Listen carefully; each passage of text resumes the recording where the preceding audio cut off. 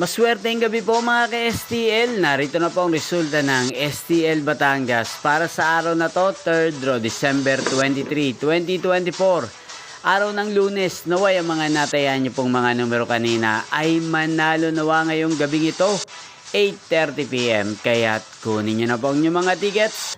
Narito na po ang resulta. Ang mga numerong nanalo sa STL Batangas ngayong gabing ito, December 23, 2024. 8:30 PM. Third draw result 13 at 33 in exact order. Sa lahat po ng tumaya kanina sa STL Batangas para sa third draw ng 13 at 33. Congrats po sa inyo. Panalo po kayo again. 13 at 33. At ngayong gabing ito sa STL Batangas, atin pong i-shoutout si Ate Telma.